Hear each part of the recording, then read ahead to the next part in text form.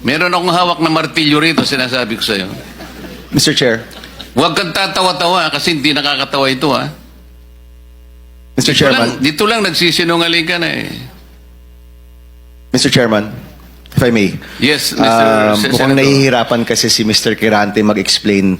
Tama ba to? Ang sabi mo kanina, hindi ka pa incorporated at ngayon incorporated ka na in 2024. Yes. No. Hindi rin.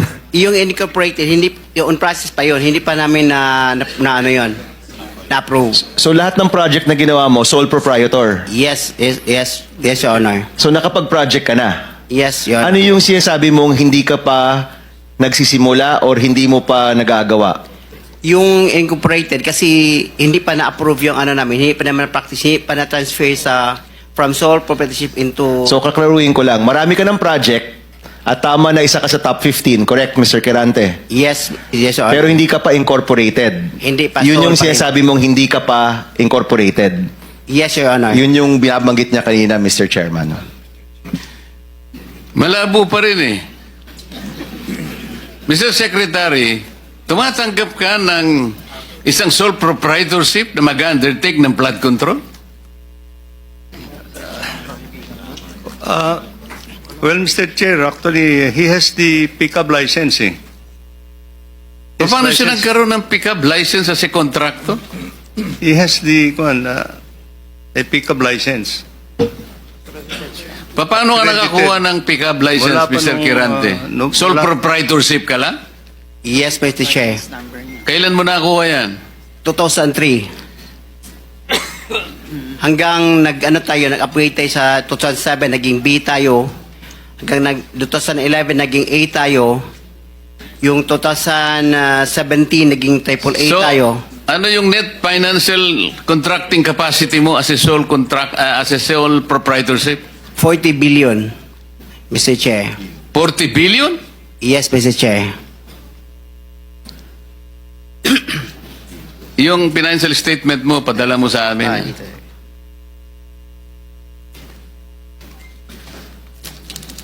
Mr. Chair, if I may. Mr. Chair, Teka muna, si Senator JV muna para matapos natin lahat.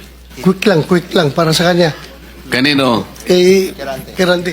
Habang hindi pa siya umalis. Naniniwala ka pa dyan? Naintindihan ko, Mr. Chair, dahil tingin ko, Bisaya ito, hirap mag-express ng sarili niya in Tagalog.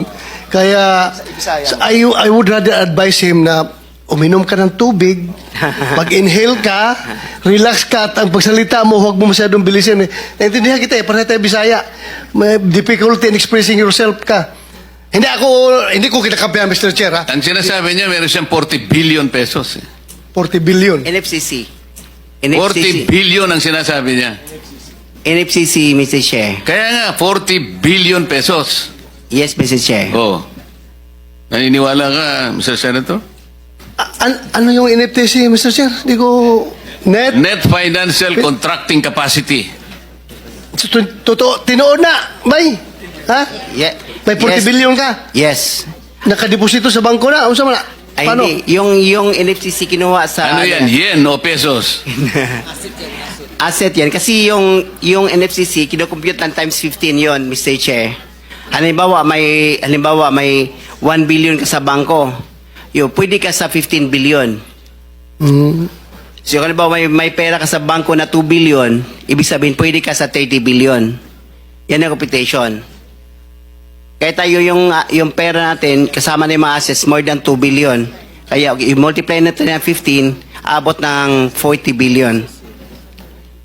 Kaya kami monta at hanggang 40 billion. Mr. Chairman, Mr. Quirante, ito tinitignan. Ano yung 2015 na QM Builders Incorporated? Ina-apply namin dyan sa SEC, Pero Your Honor. 2015 pa siya. Pero hindi pa namin tinatransfer Transfer to? to sole proprietorship into incorporated. Hindi, ito, incorporated na ito eh. This is a corporation. Kasi ang explanation ng bookkeeper natin, yung ano natin gahandol, yung experience ng from sole proprietorship, itatransfer muna sa Hindi, iba yung experience, iba yung corporate entity. Incorporate entity is 2015 nandyan na siya. Ah. Pero sinasabi nyo, walang nangyayari. Wala nangyayari. Ang Inapply lang. ginagamit nyo since noon pa ay yung inyong sole proprietor. Yes, Your Diyan Honor. pumapasok inyong income, in other words. Yan rin ginagamit nyo pagbibid ng mga projects. Yes, Your Honor. Tama? Ganun pa? Ganun ba ho ang interpret? So, dalawang entity, yung sole proprietor at yung incorporation. Yes, Yes, Your Honor. Okay. Sabit nyo na lang ho sa amin yung mga dokumento na yan.